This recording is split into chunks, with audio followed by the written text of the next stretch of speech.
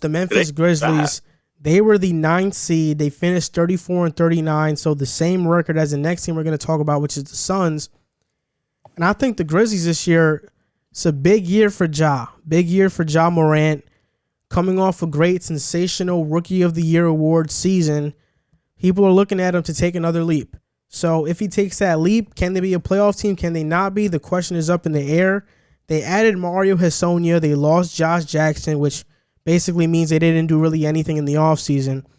Their coach is Taylor Jenkins. They added Desmond Bane, Xavier Tillman, and they signed Killian Tilly, an undrafted rookie, after the draft period.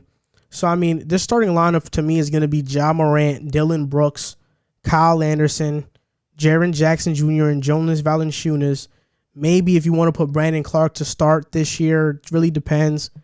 But I think, I mean, their bench is Brandon Clark, D'Anthony Melton, Tyus Jones, Justice Winslow is there, who didn't get to play last year, Gorky Jang, Desmond Bane. So, like, to me, I think the Grizzlies are still the same team from last year. I don't see that they got any better. And I think in a Western Conference that every single team around the West has gotten better. How are you going to make the playoffs unless Ja or Jaren Jackson take a huge strides in their game? I think Dylan Brooks is taking a huge stride as well. He's probably going to take another jump as well. Very minimal, though. But I don't know. The Grizzlies just don't have enough firepower for me to say that this team is a lock for the playoffs, or they're even going to make the playoffs. I think they'll be in the play-in, but I just don't see enough in them. I don't see that they have enough. And to piggyback off what you said, I agree. I think this team is reliant on Ja Morant and Ja Jackson's leap into next season, their sophomore and junior leaps. I think Ja Jackson made a big leap in his sophomore campaign. He showed it. He's a really good player that can shoot the three ball. He can defend the rim, and he's a guy who can step out, and that's going to help Ja Morant. I think we saw Ja Morant's rookie year that he can be the leader of a team, and this is a guy I would take over a lot of point guards in the league already. So this team it's a good team, and it's not a team that's going to blow you away, but you know they're going to play hard. You know they're going to play tough. They're going to play aggressive, and this is a team that's going to give you a fight every night. I don't think they're a lock for the playoffs. I do think they're a lock for the play-in, though, and I think they're going to get into the playoffs. And I think if Ja Morant, which I think he will make that big jump, but I think if Ja Morant and Ja make that big jump, then they're going to be a really dangerous team come forward. But I have them no higher than the 8th seed if they get lucky, and as low as the 11th seed. That would be between that range. I think they're a play-in team. They didn't really add anything other than draft picks and players, and they're just waiting on those young guys to develop. Yeah, I totally agree with the both of you. And it's funny because you guys almost said exactly what I had written down for them. You know, they didn't improve their roster at all this offseason. I don't feel like they didn't make the moves that the teams ahead of them and behind them in the standings from last year made to really bolster that team. But I do think they'll improve in the sense of Ja is going to take another step. Jaren Jackson Jr. is hopefully going to take another step. Dylan Brooks, even a guy like Brandon Clark. You have to hope that all four of those guys develop, and in that sense, you'll get better. However, it's tough to imagine they're going to be able to keep up with the teams that added to their roster. I still do think they're going to hover around that play-in game, and I can easily see them making that play-in game, but I don't see them as a top 8 seed in the Western Conference just because so many other teams got better roster-wise, and they didn't do that. So I think they'll take a slight step back only because everyone around them took a step forward. Yeah, I agree with that. And also something that people are not talking about, Jaren Jackson has not been the most durable player to start his career. So if he gets hurt, kind of like last year where they were the front runners, once he got hurt, you knew it was pretty much over.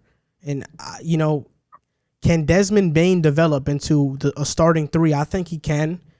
Kyle Anderson is their best small forward right now. He can't really shoot like that.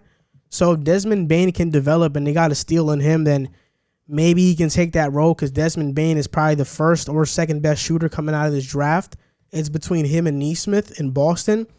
So it really just depends. I mean, I would love for the Grizzlies to make the playoffs just because of how young they are. They'd be an exciting team. But I just don't see that they're better than teams like Phoenix, than teams like Portland. And even to an extent, Minnesota, who got better, who now they're finally going to have D'Lo, Cat, Rubio, Jared Culver there, Anthony Edwards, Malik Beasley. I think they're kind of in the same ballpark as the Timberwolves, to be honest. So I don't know. I really don't see the Grizzlies making the playoffs this season. My projection for them is the 9th seed where they finished last year. And I think they can finish as high as 7 if everything goes right. But I can also see them finishing as low as 11 or 12. Yeah, I have them finishing at 11. I agree with you. I just don't see them as a playoff team just because they didn't improve. But I could see them sneaking into that 8th spot if Ja has a very good second year and takes that huge step and maybe gets himself into like an all NBA type conversation. But I have them at 11, just missing that playing game. I could see them dropping to like 13 if, like you said, Jaren Jackson doesn't stay healthy or doesn't take that step that they're planning on him taking. But I have them at 11, assuming Ja takes a step, but not like an all NBA level step. I think Ja will definitely take that all-star jump next year. I think he has it in him. He has the ability. I think he's shown us his talent last year, and the fact that sometimes he can just take over games even as a rookie and just control that offense and be that clutch scorer that the Memphis Grizzlies want him to be. Although this team did not improve and this team is banking on the jumps from their young guys. And I feel like every team in the West, like you guys said, every team in the West improved. I mean, even Phoenix, they improved mightily with the addition of Chris Paul, even though they lost a few pieces down the line. Chris Paul is a huge upgrade from Ricky Rubio. Minnesota, you said, improved, even though they didn't improve defensively. Offensively, they got some firepower. They can score with the best of them. So the teams are going to be coming in for a playoff spot. They're going to be ready to fight. And I think Memphis maybe can steal a play-in game, but I think they won't be a top 8 seed. I think they'll even just be out of the play-in. But I think that'll be good for them in the process. Could you get a young guy out this draft to pair up with Ja Morant and Jaren Jackson? And then you get your, like I keep repeating, you get your 3-headed dragon, which you're going to need for this West because this West is so stacked and so competitive. And I think that's the best case scenario for the Grizzlies, that they get one of those top players, because if you land in the lottery, who knows where you're going to land. If they can hopefully get a guy like Kuminga to fill in that 3 spot, or another guy like maybe Jalen Green to be the 2 and then you slide Dylan Brooks to the 3, I mean, they can be one of the top teams in the West. I think they're still 1 star away. Jaren Jackson is a star. Ja Morant is a star. Dylan Brooks is a solid role player, and so is Valanciunas. You need that other star. And not just a star, but like a guy that can be a superstar. That's what the Grizzlies need in order to compete long term in the West. I think Ja can be that superstar, but you do need another star alongside him, especially because I think point guard stars are some of the hardest to win with. I mean, you see it with Kyrie, with even Steph Curry without Klay Thompson, healthy, and Draymond healthy. It's not the same team. And I think we'll see that this year. We'll get to the Warriors. You look at the Trailblazers with Dame Lillard, like the Clippers back when they had Chris Paul, even elite point guard talent is harder to win with than like elite wing talent, in my opinion. So I think they do need to find a very good second option in this draft. And there are options. So I think landing in the lottery could be the best thing for them. Outside of the Curry comment, I agree with you. Yeah, I was just about to say that. We're going to see it this year. I agree to disagree. I feel like Steph Curry was the best player on the 2015 championship team, and as a point guard, being the best player in the championship team. Although I would say Ja Morant has the it factor for being a superstar. I think if you get another superstar / all-star wing or guard like what Klay Thompson was, then you will be a formidable guy, and you can build sort of a Steph, Klay, Draymond type thing in a sense with your Iggy and Dylan Brooks or Jonas Valanciunas. I feel like that's the blueprint for a lot of guys, the Golden State way, the draft the right way, and eventually they become that guy. And I think Memphis is on the right path, getting your point guard for the future, getting your big for the future. You got a couple role players. Dylan Brooks is still young. He's still good. Jonas Valanciunas, I don't think he's old. He's like 27, 28. So he isn't old. So you keep that around, get that guy in this draft or even next year's draft, and then you start to become I feel like this Grizzlies team is going to be better than the grit and grind era because we know Marc Gasol wasn't a superstar.